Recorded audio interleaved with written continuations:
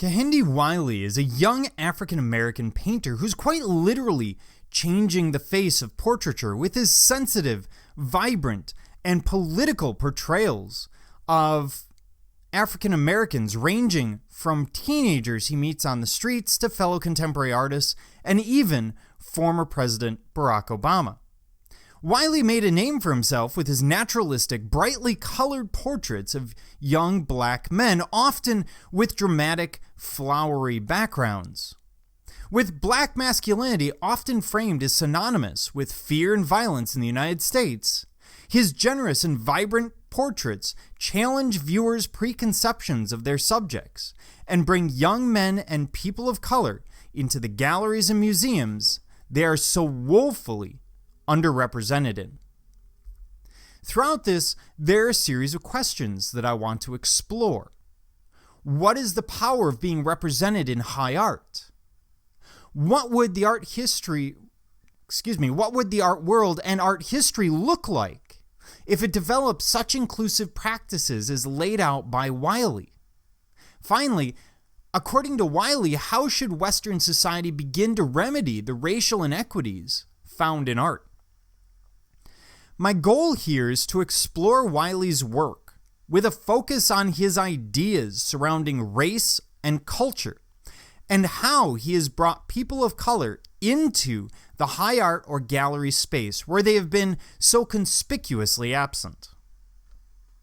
Wiley's work falls into the category of identity politics, which is art, film, and writing which deals primarily with aspects of the artist's identity. For example, issues of race, gender, or sexuality.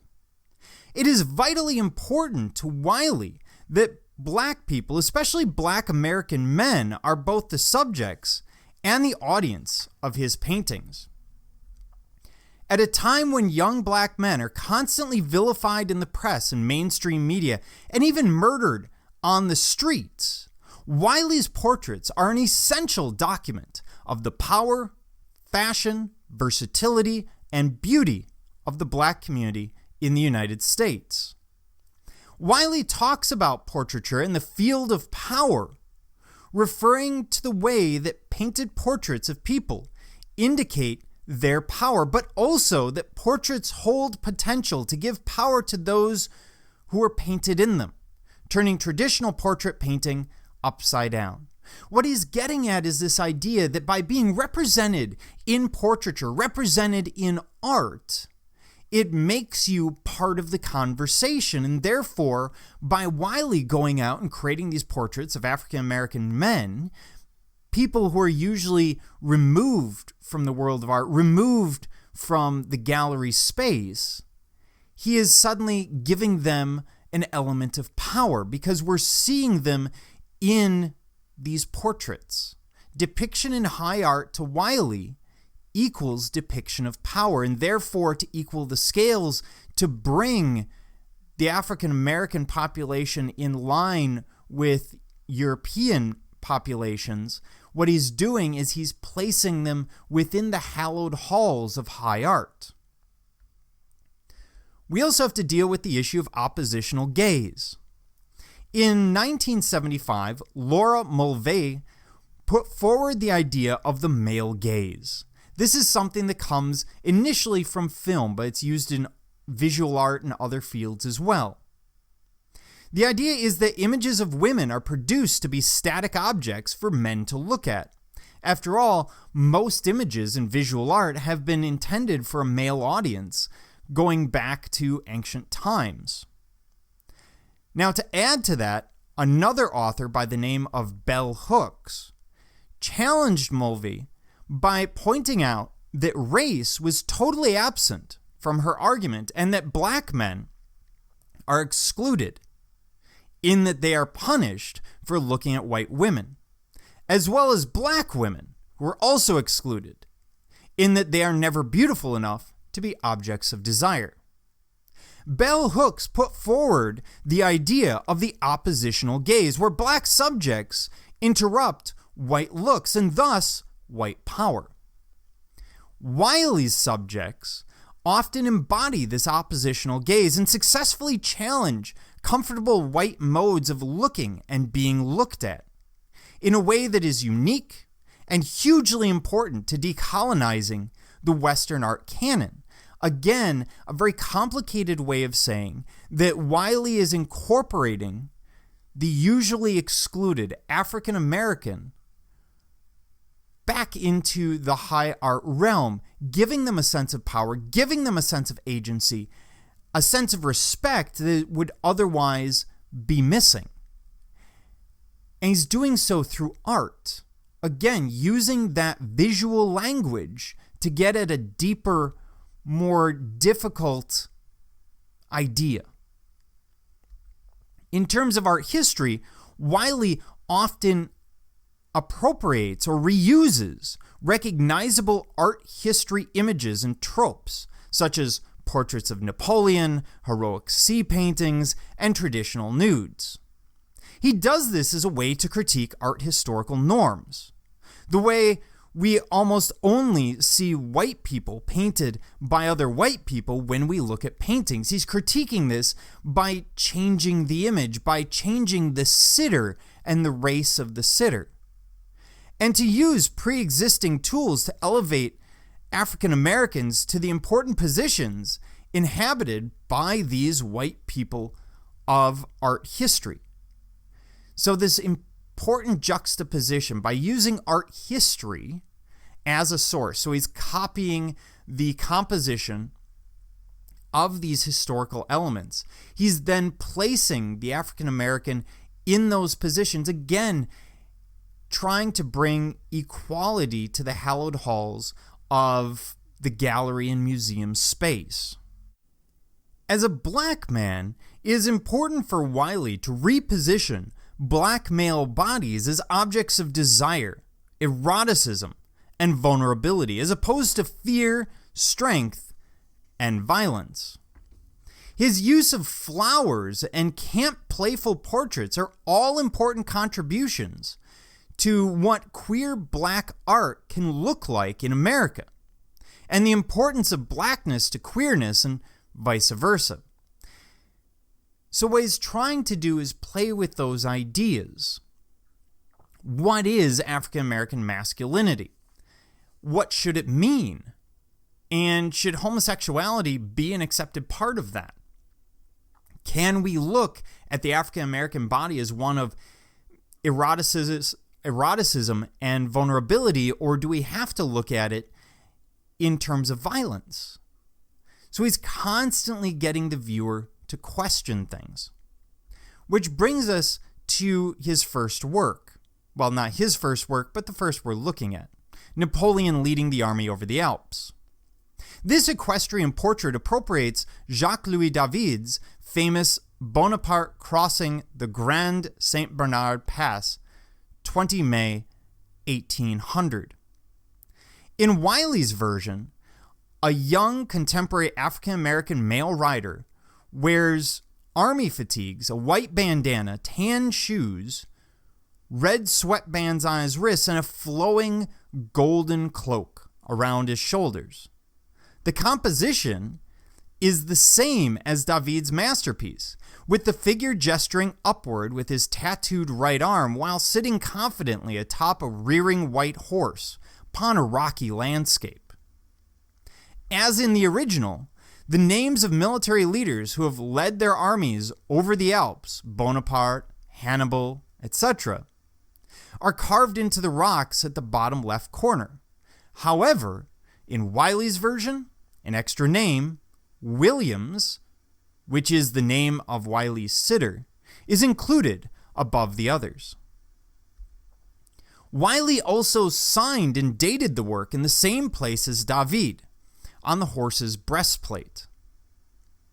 The background of the upper 3/4 of the painting is a decorative red and gold Baroque brocade pattern. Throughout the background, we see small white or silver sperm can be seen swimming against the deep red pattern. The painting is then mounted in an ornate gold frame. Wiley ironically uses fashionable camouflage patterned clothes to reference the military provenance of the original David painting, itself a piece of propaganda, pieced together from accounts and images. Napoleon neither led his troops nor rode a white horse, but rather followed behind them on a mule. Positioning a young black man atop this white steed assigns power to the black male subject, who is particularly disenfranchised and victimized in contemporary America. The use of camouflage clothing, which is intended purely as decorative fashion, not to hide its wearer, and excessive pageantry and overly dramatic pose of the painting also highlights the artificiality and pompousness and over-the-top pageantry of many of the Western world's most famous images. Moreover, Wiley explains, I use French Rococo influences with its garishness and vulgarity to complement the flashy attire and display of material consumption evident in hip-hop culture. Indeed, fashion is a critical component of Wiley's paintings. He states that I'm looking at fashion as culture, fashion as serious business, where people will oftentimes dress themselves as a form of armor. And when you think about it, fashion is armor in so much as it says something about who we are in the world. It also protects us. It protects us from the looks of others, or sometimes it encourages the looks of others, but does so in a very specific way. It can make us fit in or stand out. Fashion really does act as a mask, and that's kind of what he's getting at. Not just that element of armor, but elements of fashion as a mask. Quote, my work tries to concentrate on fashion as a conceptual color. It's yet another color in my palette to tell a story. End quote. The inclusion of sperm in the background is Wiley's way of referencing masculinity, highlighting black masculinity and also poking fun at the excessive, over-the-top, heroic, heterosexual masculinity evoked by historical equestrian portraiture. Wiley notes, quote, equestrian portraiture became such a phenomenon because it represents a man's dominance over nature and by extension over women. This type of equestrian portraiture was about men wishing to be portrayed as sexual and military heroes, conquering the beast between their legs as gods, something Wiley sees as, quote, beautiful and strangely psychologically vulnerable, but also complete bullshit, in its affirmation of white, heterosexual male dominance. In order to give his portrait the same sense of scale as its historical counterpart, Wiley used Photoshop to make the horse appear smaller and the human figure appear larger.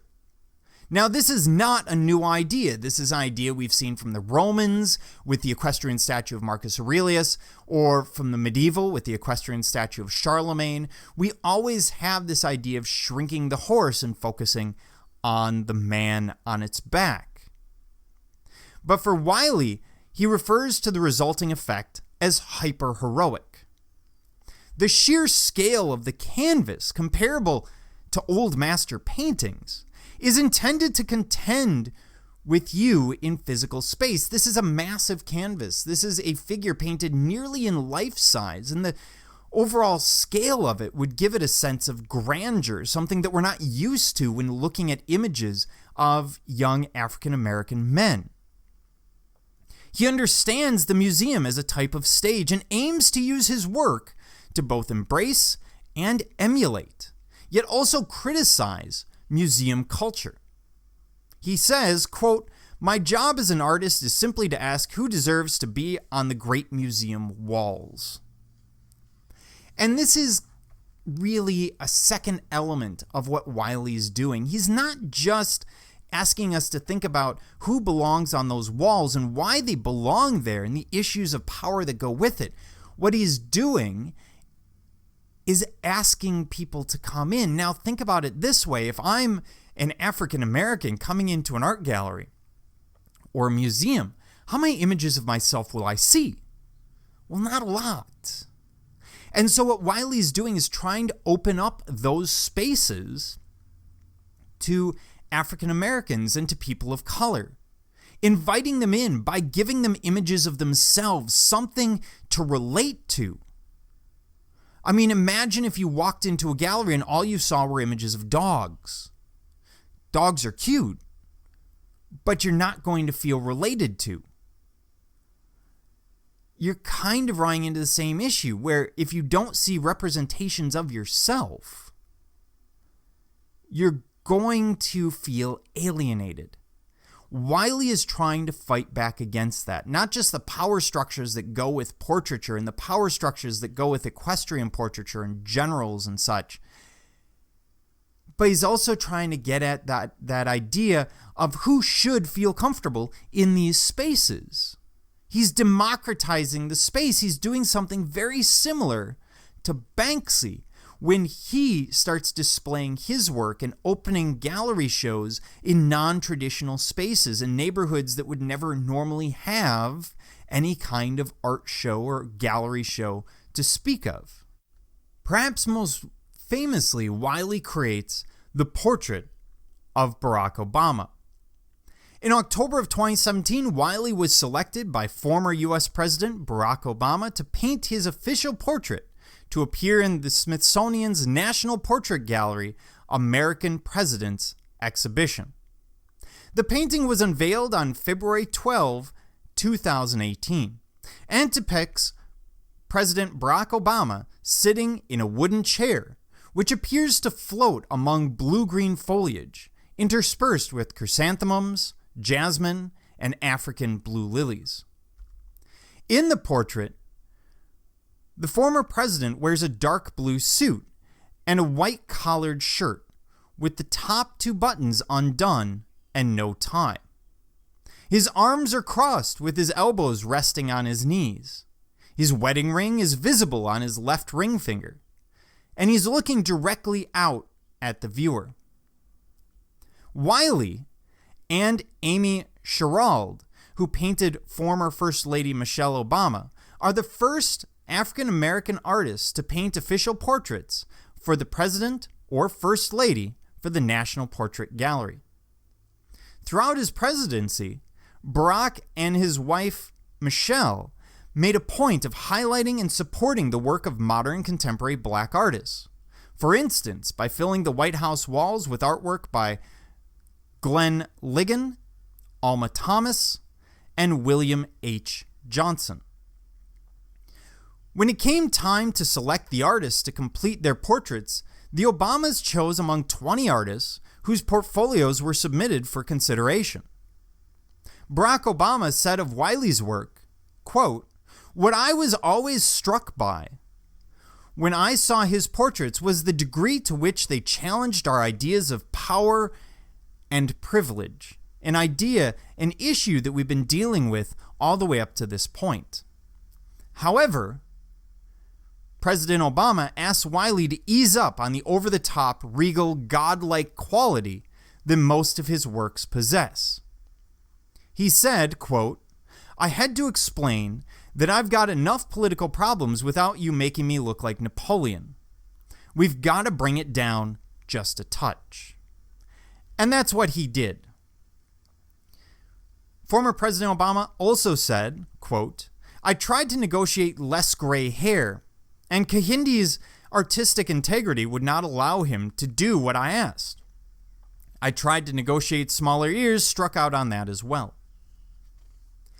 Throughout the process of preparing for the portrait's creation, which involved thousands of photographs, multiple sittings, Wiley and President Obama came to discover that they had certain significant things in common.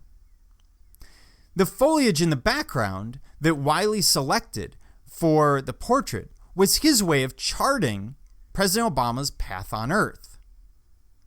Each of the flowers had important significance, with the chrysanthemum being the official flower of Chicago, where President Obama had lived for several years.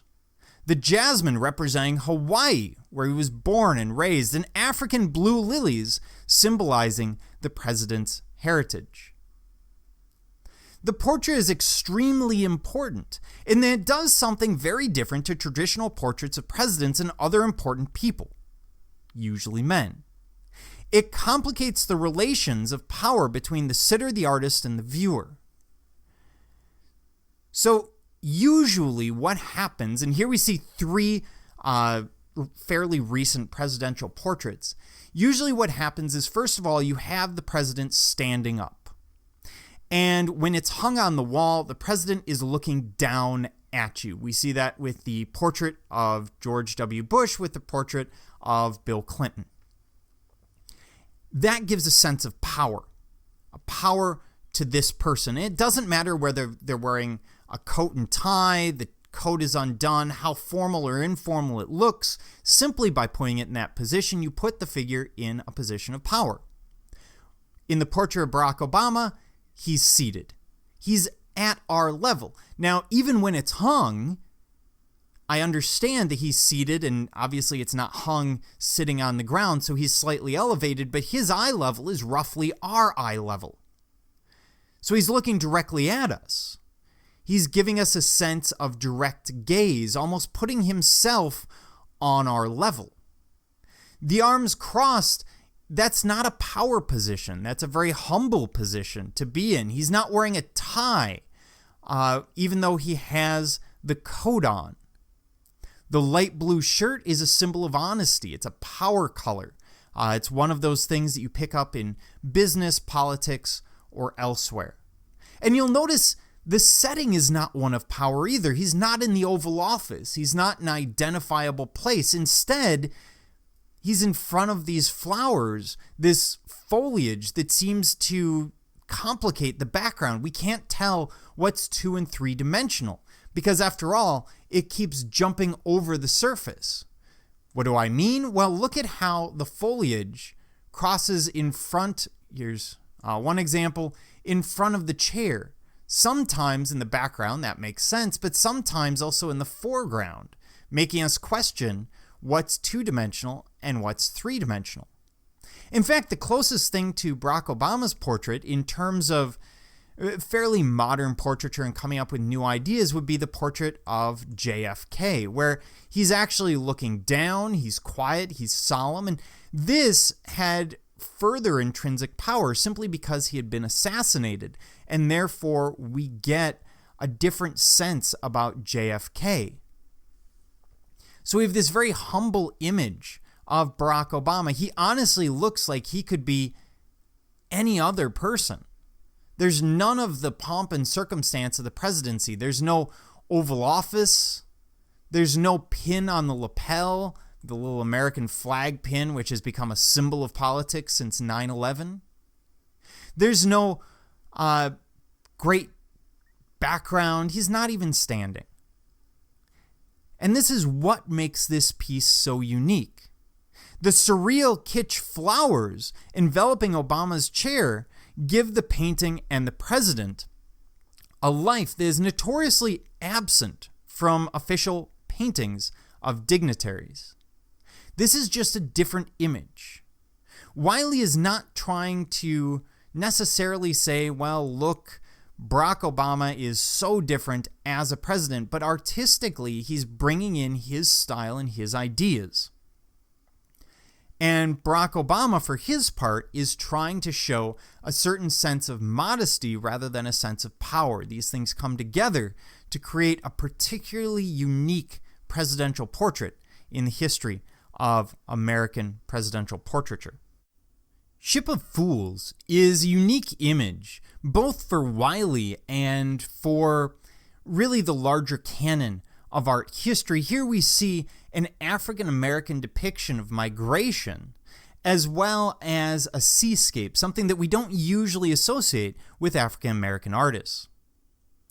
In this painting, we see 4 young black men shown on a dilapidated rowboat in the midst of a wild, choppy sea.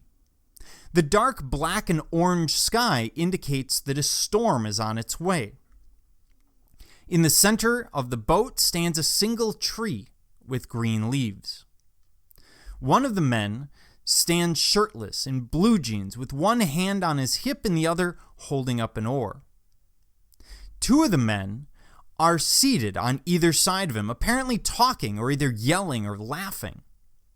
A fourth stands at the back of the boat with his back towards the viewer, looking out at the rough waters.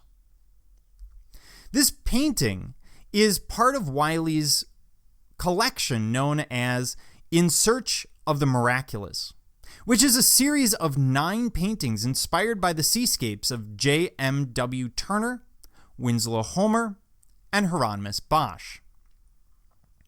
Through the interplay of art historical tradition and black subjects dressed in contemporary clothing, Wiley explores the themes of migration and isolation in today's America. He says that the show is, quote, definitely a departure from what I've done in the past. I'm looking at the history of maritime painting, so water is one of the key figures in the work. Depicting the ocean has always, in the West, been about voyage, about conquest. But this show is also about migration, madness, and displacement. In a sense, it's about America and where she is right now. He recognizes water as a powerful symbol, both for himself and for America's racial minorities more broadly. In this painting, the tree that travels with the 4 men can be understood as a symbol of life and heritage, representing the way that displaced peoples are forced to carry their culture with them to new lands. Wiley asks us to reconsider heroic paintings of the sea as sites for white explorers, heroes, and colonizers, and to refigure the ocean as a site of trauma, both historically, as in the Atlantic slave trade, but in contemporary immigration crises as well, caused by countless horrific deaths of people of color as refugees at sea. And we've seen this. We saw this from Banksy at Calais. We saw this from Ai Weiwei with the Law of the Journey. And we see this here with Ship of Fools. Ultimately, they're all looking at these different immigration crises and the problems that come with it. We try to imagine immigration as this wonderful thing, people getting away from a bad circumstance and starting a new life. After all, that's the base of American ideology and American identity. But yet, you'll notice when we look at that identity that it's very specific. We don't talk about the slave trade in terms of immigration. We talk about it in completely separate terms, as if that immigration isn't quite right. We don't talk about immigration across the southern border. We don't talk about migrations of people from North Africa into Europe or from the Middle East into the United States. These things happen all the time, and yet we don't put it in those terms. We don't look at immigration and migration as an issue for people of color, and that's why Wiley is looking at this piece. It makes us reconsider the role of the ocean, the role of migration, bringing that heritage into a new world, not having a specific place necessarily in that new world. You'll notice that these people are isolated on a boat. They're within their own community. They're not being drawn into the larger American identity that we're always told migrants draw themselves into. We're told after so many generations, you're simply American. Well, that's true for some people. And Wiley is trying to get at that, get at these deeper issues. This is known as a slow burn painting, one that you stand in front of and you draw ideas out of as you look at it longer and longer. Rumor of War is Wiley's monumental bronze sculpture. This is the artist's direct response to the ubiquitous Confederate sculptures that populate the United States, particularly in the South. Sitting astride a massive horse in a striking pose, Wiley's young African-American subject is dressed in urban streetwear. Wiley states, quote, "The inspiration for Rumors of War is engagement with violence." Art and violence have for an eternity held a strong narrative grip with each other. We see so many pieces of art that will depict acts of violence. Rumor of War attempts to use that language as well as the language of equestrian portraiture, something that Wiley has touched on in the past, to both embrace and subsume the fetishization of state violence. New York, and Times Square in particular, sit at the crossroads of human movement on a global scale. To have Rumors of War presented in such a context lays bare the scope and scale of the project in its conceit to expose the beautiful and terrible potentiality of art to sculpt the language of domination. Now, this piece will be first shown in Times Square before being later moved to Richmond, Virginia. Standing as a statue to the violence afflicted against bodies every day, Wiley's work presents a powerful visual repositioning of young black men in our public consciousness, while directly engaging the national conversation around controversial monuments and their role in perpetuating incomplete narratives and contemporary inequalities. In recent years, the discourse and actions around these monuments have included efforts to better contextualize them and have resulted in both the addition and removal of monuments in more than 30 states and New York City. Premiering Rumor of War in Times Square situates Wiley's work at a global crossroads of civic engagement, where the black body of Wiley's subject can become itself a battleground for evoking change, and where the epicenter of Manhattan can become a space for citizens of the city, the country, and the world to come together to discuss the most important issues of our time. The project originated when the artists encountered the equestrian monument to Confederate States Army General James Ewell Brown, J.E.B. Stuart, while visiting Richmond, Virginia for the opening of his show A New Republic at the Virginia Museum of Fine Art in June of 2016. A few blocks away from the museum is Monument Avenue, a nationally landmarked boulevard lined with Confederate statues, including monuments to Robert E. Lee, Jefferson Davis, and Stonewall Jackson. These monuments have a particular resonance because they function to continue and commemorate the Confederacy. The state of Virginia has more memorials to the Confederacy than any other state in the country. As with many Confederate monuments erected in the aftermath of Reconstruction, their function was meant to not only memorialize the dead, but also to reestablish a social order. They also account for the relatively few monuments that recognize women and people of color, making the Virginia Museum of Fine Art a powerful place to cite Wiley's historic work. Once this work is done in New York, it moves to Virginia and will be at this site, so close to Monument Avenue in Richmond. And that's going to make it that much more powerful. He's creating a juxtaposition, and he's dealing with a lot of very nuanced ideas here. So when we look at Rumor of War, we've gotten into some of these issues just with his Napoleon crossing the Alps. We've got the equestrian statue. We've got the sense of sort of eroticized heroicism. We've got everything that's going on and so commonly goes on with these works, with these equestrian works. It has us questioning who this person is. Are they a general? And if it's not a general, why is he on a horse? It brings to mind all of those issues of the Confederate statues and what is and isn't appropriate to depict, and trying to get at that idea of why the Confederate statue was put up in the first place. Because when you look at something like this, one of the first questions you have to ask is, why did the artist create it?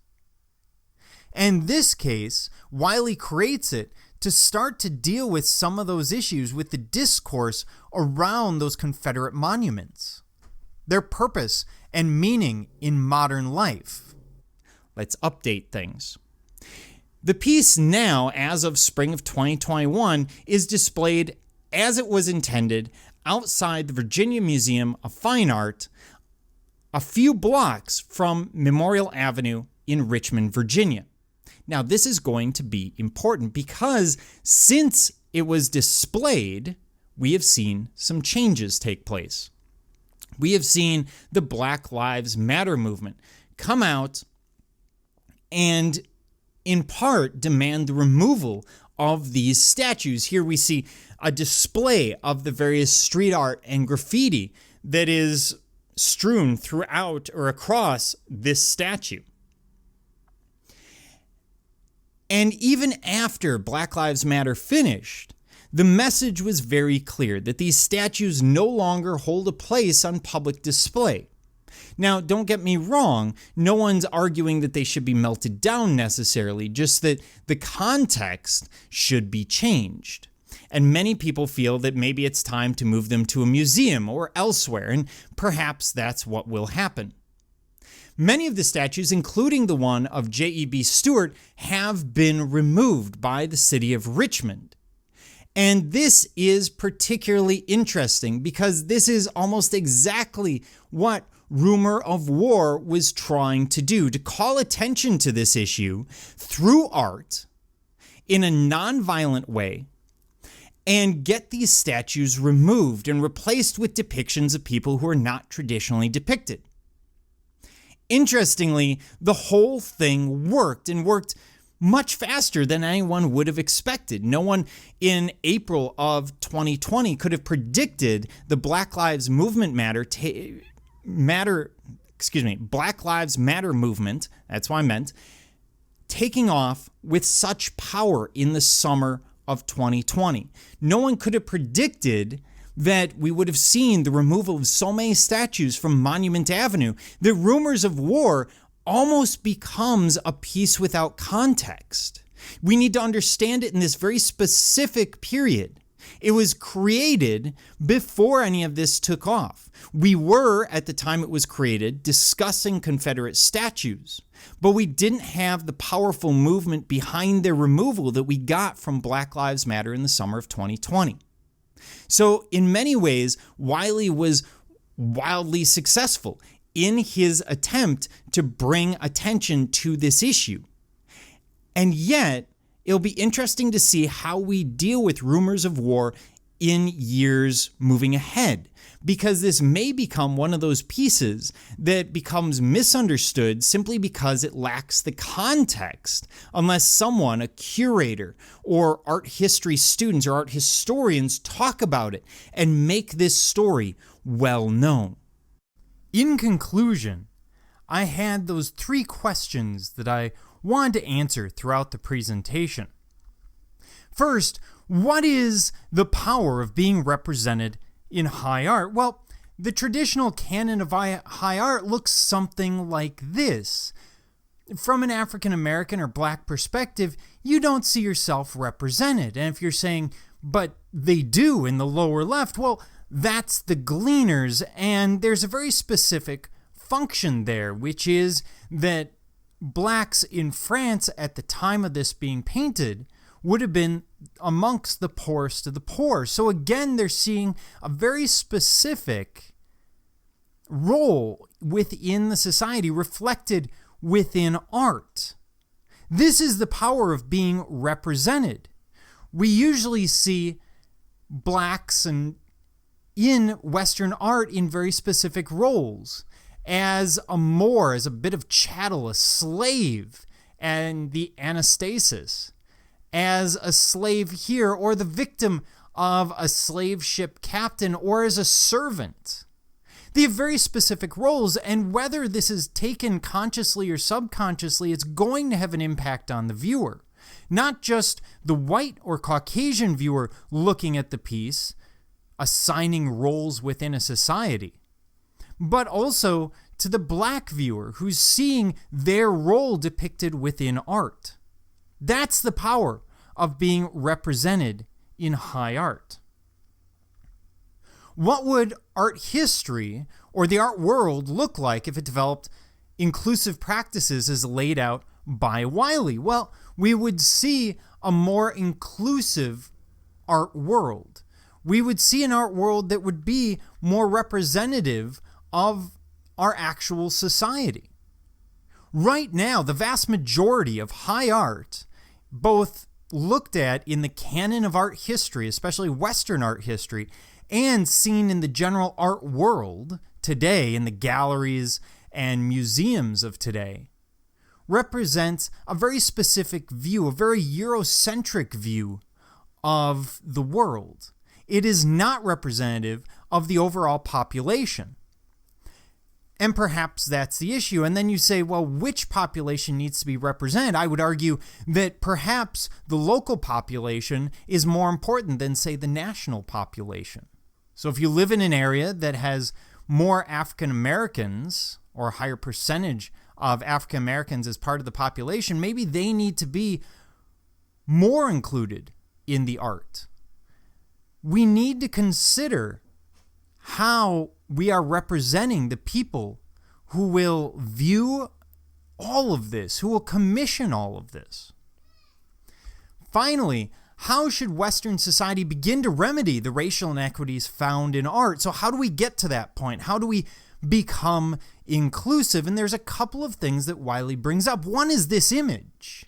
Here's an image of an African American woman with a body type that we don't typically see depicted in art, wearing clothes that we don't typically see depicted in art. She's a person of color, so therefore not typically depicted in art. But maybe that's exactly what we need to do. We need to depict those that are not commonly depicted. One of the ways he does this is, in Wiley's case, looking at portraits. Typically, portraits are people of power. And those people of power tend to be Caucasian, they tend to be male, they tend to be generals, presidents, CEOs. What Wiley's doing is he's turning that on its head. He's using these massive portraits to depict the people who are not commonly depicted, giving them agency, power, a sense of respect that they don't have in a more typical system. Now, how else can we begin to remedy these racial inequities? The other side of it, the flip side of the coin, is we need to get people of color into galleries. We need more inclusive gallery spaces where they will feel comfortable coming in, where they will see themselves represented and not feel like an outsider. These are the issues at the base of Wiley dealing with these very painful racial, gender-based issues. It makes his art at times uncomfortable to look at. It makes his art at times particularly controversial. But at the same time, he's raising messages using the visual language that we've seen from Ai Weiwei and Banksy and others to represent a very specific message. And even though that message is hard to hear, it's one that we probably need to hear.